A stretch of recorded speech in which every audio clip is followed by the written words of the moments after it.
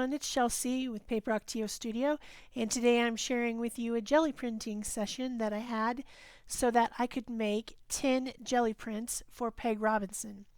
We are doing a collaboration. This is an exchange collaboration where I make 10 jelly prints, send them to her, she makes 10, send them to me, and then we make another set of videos in a week or so that shows what we did with some of the jelly prints. So I think it's going to be a lot of fun, and I think you'll enjoy watching if you love jelly printing.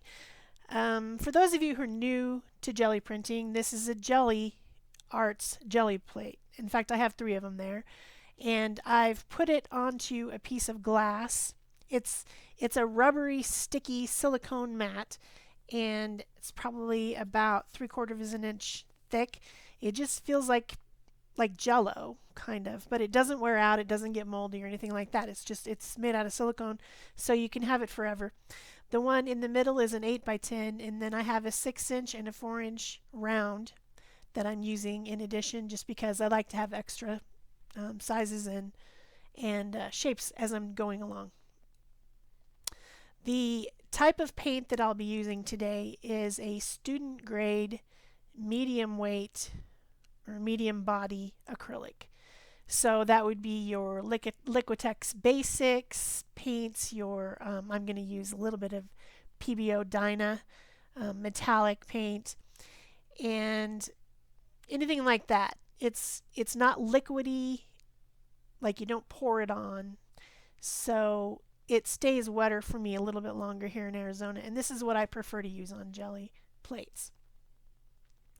There's 2 companies that make jelly plates. There's Gelli Arts, which is where all mine are from, and then there's now a company called Gel Press, which I think is kind of just like a split off of the other one, like maybe they didn't agree, or I don't know. Anyway, there's 2 companies where you can get them, and the process is called monoprinting. The reason that it's called that is because you're going to get a print that is unique, as in it's the only one, as in it's mono, every time you print. You can sort of, once you're used to it, predict what's going to happen, kind of.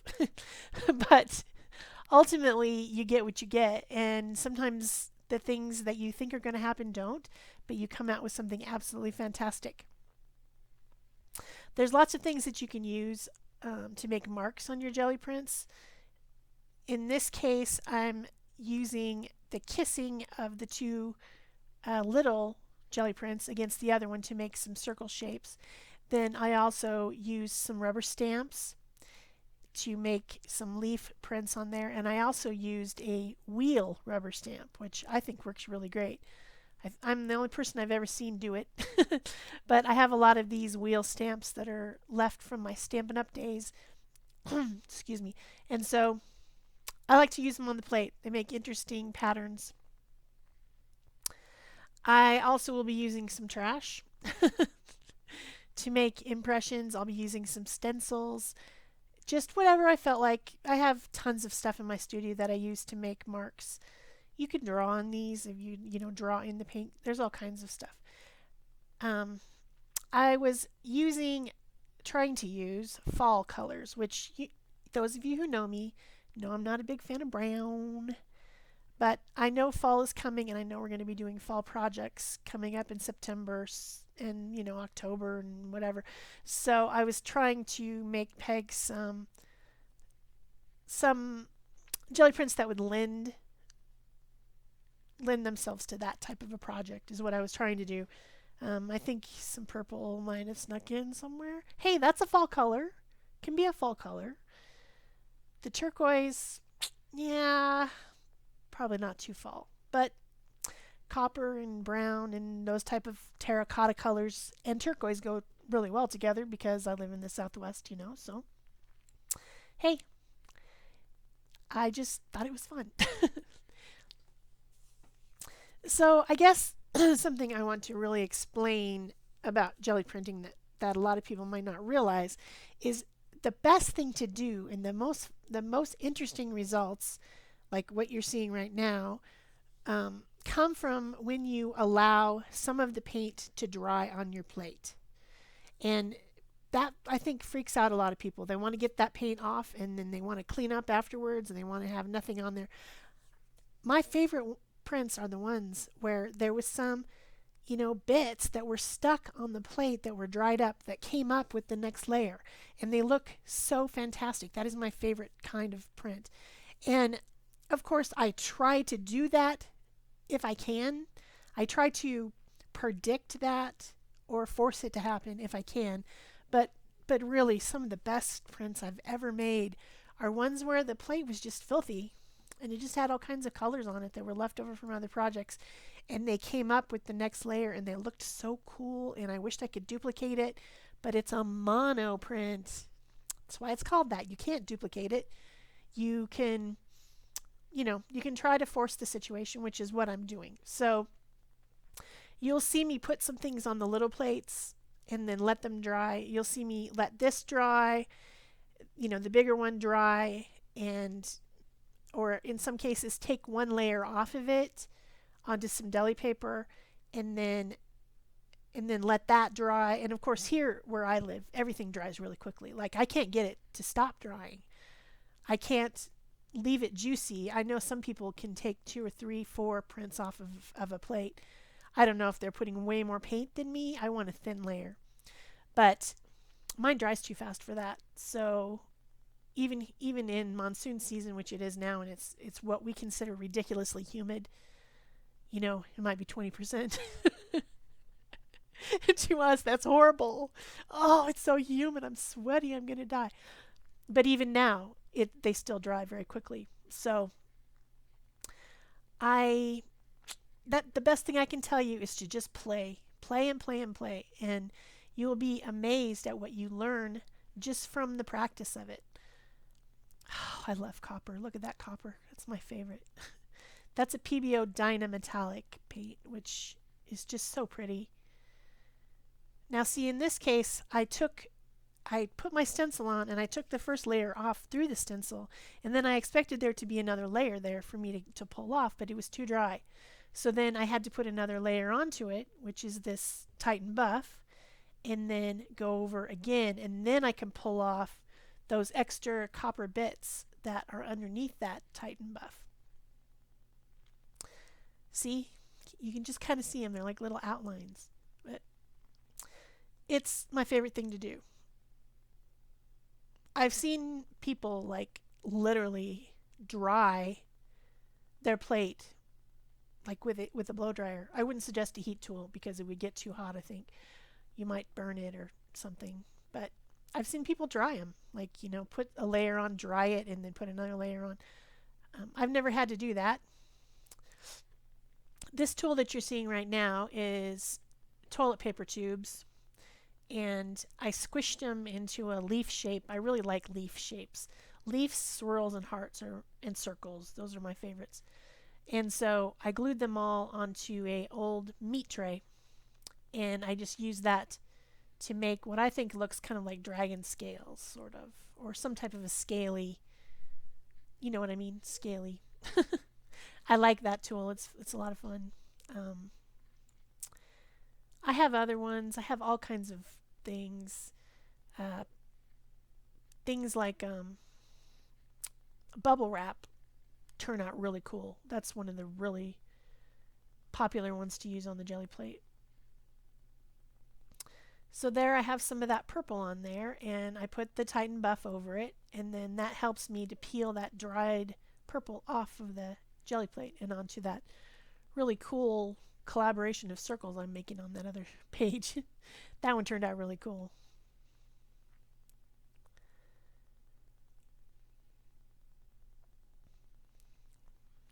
So as you're putting on layers, and I don't just print one time on a piece of paper and say I'm done. I put more of it on the top and more of it on the top and more of it on the top to make more interesting patterns and layers and visual texture. And that's what I'm doing in this case. First I started with the turquoise and then I went over it with the copper, and then I went over it with the extra copper bits picked up with the Titan Buff, and then now I'm putting some of that purple onto the plate using the tool and then picking that up as a fourth layer to get lots of dimension and visual texture on there. It's kind of hard to see, but it was cool, trust me. You'll just have to trust me, it was cool. Also, of course, any shimmery paints that I'm using, like the shimmery green and the shimmery copper, are hard to see. The effect of it on video, even on this supposedly high definition video. Also, I bumped my camera and it's angled strangely now. I don't know what happened. So this piece of paper is one that I was using for some roller stamping. So it's got stuff all over it. But I use those. I also use my underpaper and then I jelly print over the top of it when I use underpaper, which I haven't been recently. But I have a whole stack of it back behind me in the corner of my studio that you can't see, thank goodness, because it's a disaster. That one I thought would show up more on that. So I'm like, well, okay. So then I go and put it on a dark brown thinking it'll show up white on dark. It doesn't. So it doesn't always come out the way you think it's going to. In fact, it almost never comes out the way you think it's going to. Unless you're really, really good at this. Then maybe you can imagine in your mind the layers of paint and what they're going to do. But I sometimes think I know, and then it proves me wrong. Also, I keep that roll-off paper there. That's a piece of deli paper. I keep those and I tear them up and put them in my color boxes for collaging and paper painting.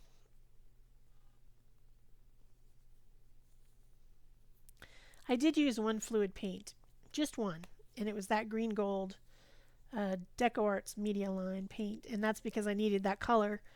I was looking for an olive color and I didn't have it in the other paint, so I went for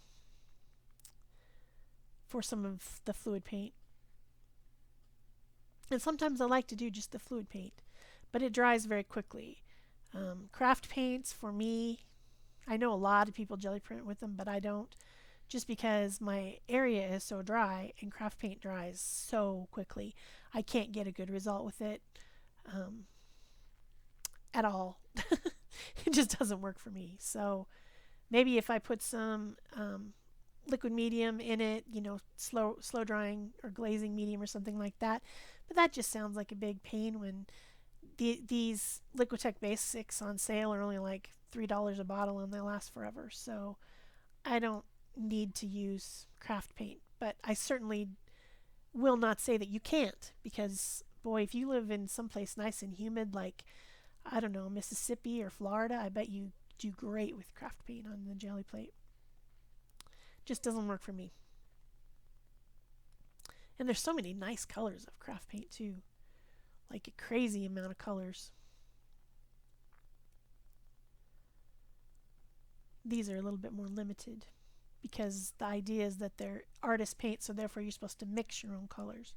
But if you're jelly plating, you're not really going to be mixing, well, I kind of mixed colors, but I'm not intentionally creating a new color out of two or three colors like you do when you're painting, when you're acrylic painting. So in the iCard above and down below in the description, there's a link to Peg's video where she created a bunch of jelly prints and she sent them to me. And I'm going to make another video for this series, maybe even two. We'll just see how it goes, but 10 prints should last me a long time. I mean, I think I can make a lot of stuff with that. So maybe we might even make a couple different videos. But I know in 1 week, on the 28th, there will be another video coming out, one on my channel and one on Peg's channel, showing what we made with the prints that we received in the mail. So that's the collaboration part. It's kind of like what I did with a couple other artists where we shared canvases, you know, backgrounds and foregrounds on the canvases like I did with Eva. I call that a exchange collaboration. I just made that up because you're exchanging something. I'm exchanging my jelly prints for Peg's jelly prints. or I'm exchanging my background on a canvas with Eva's background on a canvas. You know what I'm saying? Does that make sense? I just make this stuff up. You know I do. That's all I do is make stuff up. But I think that makes sense, that we're exchanging something, therefore we're collaborating on art that has been done by two different people, which makes it a collaboration. And it makes it an exchange because we exchanged something. So there I finally pulled out the fall leaves stencil that I had, which is a plaid stencil. I'll be listing, oh my gosh, it's going to be a nightmare, but I'll be listing all the products and colors and paints and things that I used in the description box below in case there's something that you see that you just have to have. I know that plaid stencil came probably from Walmart, but I don't know about the others, but I'll look them up and I will link everything to where you can purchase it. Yeah, I'm going to do that. So this stamp is a French script stamp from Stampin' Up that I used on there. I peeled it off of its wooden background and put some film on it so that I can put it on my acrylic block. But I haven't actually put it on the acrylic block. I've just been using it like that. I have a lot of those that I should peel off their blocks. See, that turned out pretty. That's one of my favorites. I really like that one. The combination of the copper and the purple, I think, looks great together. I also like the copper and the turquoise. So I hope you're enjoying this video. If you are, please like and give me a comment and subscribe and share. When you do those things, that helps YouTube understand I'm making something valuable, and then they recommend it to someone else who might be able to find me when they hadn't previously. So it always helps when you do that, and I'm always very grateful when you do. There's that turquoise again. So those two, I put turquoise over the top, the two circles, but they're going to come out copper with just a little bit of turquoise script when I pull them off. Pretty cool. I like that one. I hope she uses it. So anyway, here comes your close-ups, and that's it for me. Thanks. Bye-bye.